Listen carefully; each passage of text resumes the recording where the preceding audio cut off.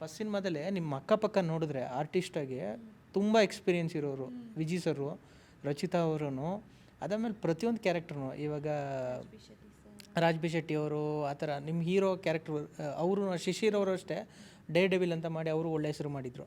ಅಕ್ಕಪಕ್ಕ ಎಲ್ಲ ಸಿಕ್ಸ್ ಹೊಡೆಯರೋ ಇದ್ದಾಗ ಸೊ ನಿಮಗೆ ಹೆಂಗಿತ್ತು?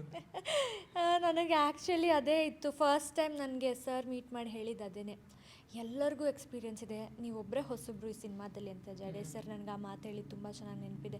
ಹೆಂಗೆ ಮಾಡ್ತಿರೋ ಏನೋ ನಿಮಗೆ ಅಂದರೆ ನಿಮ್ಮ ಇದು ಅಂತ. ಸೊ ಹಂಗಾಗಿ ಅವರೆಲ್ಲರೂ ಇದ್ದಾಗ ಒಂದು ಪ್ರೆಷರ್ ನಮ್ಮ ಮೇಲೆ ಖಂಡಿತ ಇರುತ್ತೆ. ನಾವು ನನ್ನ ಪಾತ್ರಕ್ಕೆ ಎಷ್ಟು ಜಸ್ಟಿಸ್ ಕೊಡ್ಬೋದು ಅಂತಲ್ಲ.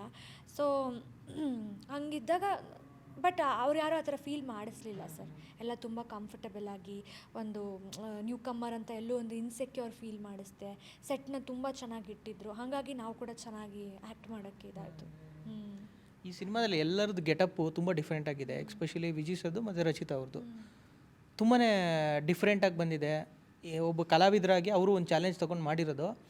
ಅವರು ನೋಡಿದಾಗ ಆ ಕ್ಯಾರೆಕ್ಟ್ರಲ್ಲಿ ನಿಮಗೆ ನೋಡಿದಾಗ, ಅಪ್ಪನ ನೋಡಿದಾಗ ಮತ್ತು ರಚಿತಾ ಅವ್ರು ನೋಡಿದಾಗ, ಆ ಕಾಂಬಿನೇಷನ್ ನೋಡಿದಾಗ, ಸಾಂಗ್ ಆಲ್ರೆಡಿ ಇಟ್ಟಾಗಿದೆ ನಿಂಗವ ನಿಂಗವ ನೋಡಿದಾಗ ಓವರಾಲ್ ಹೆಂಗೆ ಅನಿಸ್ತು ನಿಮ್ಗೆ? ಅದು ಖುಷಿ ಅಂದರೆ ನಿಂಗವ ನೋಡ್ತಾರೆ, ಕ್ಯೂಟ್ ಅನಿಸುತ್ತೆ. ಅವರಿಬ್ಬರು ತುಂಬ ಕ್ಯೂಟ್ ಪೇರು. ಎಷ್ಟು ಕ್ಯೂಟಾಗಿ ಮಾಡ್ತಿದ್ದೀರ ಅಂತ ನಾನು ಶೂಟಿಂಗ್ ನಡೀತಾನೆ ಹೇಳ್ತಿದ್ದೆ. ಆ್ಯಂಡ್ ಓವರಾಲ್ ಅಂದರೆ ಅಪ್ಪ ಸಾಲ್ಟ್ ಆ್ಯಂಡ್ ಪೆಪ್ಪರಲ್ಲಿ ಲುಕ್ಕಲ್ಲಿದ್ದಾರೆ ಆ್ಯಂಡ್ ಮೇಡಮ್ ಕೂಡ ಸಾಲ್ಟ್ ಆ್ಯಂಡ್ ಪೆಪ್ಪರ್ ಲುಕ್ಕಲ್ಲಿದ್ದಾರೆ. ಆ್ಯಂಡ್ ಖುಷಿ ಆಗುತ್ತೆ ಸರ್, ಎಷ್ಟು ಕ್ಯೂಟು ಆ್ಯಂಡ್ ಎಲ್ಲನೂ ತುಂಬ ಚೆನ್ನಾಗಿ ಈ ಫಿಲ್ಮ್ಗೆ ಹೊಂದ್ಕೊಂಡಿದೆ ಅಂತ ಹೇಳಕ್ಕೆ ಇಷ್ಟಪಡ್ತೀನಿ ನಾನು. ನಾನು ಇನ್ಸ್ಟಾಗ್ರಾಮಲ್ಲಿ ನಿಮ್ಮನ್ನು ನಿಮ್ಮ ತಂಗಿಯವ್ರನ್ನೂ ನೋಡ್ತಾ ಇರ್ತೀವಿ, ಏನೇನು ಮಾಡ್ತಾಯಿದ್ದಾರೆ ಇವರು ಅನ್ನೋ ಥರ ಎಲ್ಲ ಬಿಫೋರ್ ನೋಡ್ತಾ ಇರ್ತೀವಿ. ಸೊ ಅವರು ಫಾರಿನ್ಗೆ ಹೋಗಿ ಆ್ಯಕ್ಟಿಂಗು ಅದು ಇದು ಎಲ್ಲ ಕಲ್ತ್ಕೊಂಡೆಲ್ಲ ಬಂದಿದ್ದರು.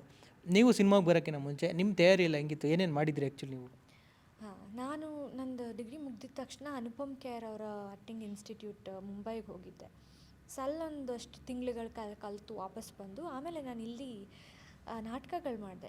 ಒಂದು ರಂಗತಂಡದ ಜೊತೆಗೆ ಸುಮಾರು ನಾಟಕಗಳು ಮಾಡಿದೆ. ಅದಾದಮೇಲೆ ಇನ್ನು ಈ ಸಿನಿಮಾಗೆ ಪ್ರಿಪ್ರೇಷನ್ ಅಂತ ಬಂದಾಗ ಅವರು ಆ್ಯಕ್ಟಿಂಗ್ ಟೀಚರು ಬಂದು ಮನೆಯಲ್ಲೇ ಅವರು ಸುಮಾರು ಹೇಳ್ಕೊಟ್ರು ನನಗೆ ಸುಮಾರು ವಿಷಯಗಳು. ಈ ಪಾತ್ರಕ್ಕೆ ಹೆಂಗಿರಬೇಕು, ಏನು ವಾಯ್ಸ್ ಆಗಿರ್ಬೋದು ಅಥವಾ ಇನ್ನೊಂದಾಗಿರ್ಬೋದು. ಅದಷ್ಟೇ ಅಲ್ಲದೆ ಆದರೆ ಎಲ್ಲರೂ ಕಂಪ್ಲೀಟಾಗಿ ಕಲ್ತು ಬರೋಕ್ಕಾಗಲ್ಲ ಅಲ್ವಾ ಸರ್ ಒಂದೇ ಸತಿಗೆ. ಸೊ ಸೆಟ್ಗೆ ಹೋಗಿ ಒಂದಷ್ಟು ಕಲಿತಾನೇ ಇದ್ದೀನಿ, ಇನ್ನೂ ಮಾಡ್ತಾನೇ ಇದ್ದೀನಿ. ಸೊ ಇದೆಲ್ಲ ನನ್ನ ಪ್ರಿಪ್ರೇಷನ್ಸ್ ಆಗಿತ್ತು ಬರೋಕ್ಕೆ ಮುಂಚೆ.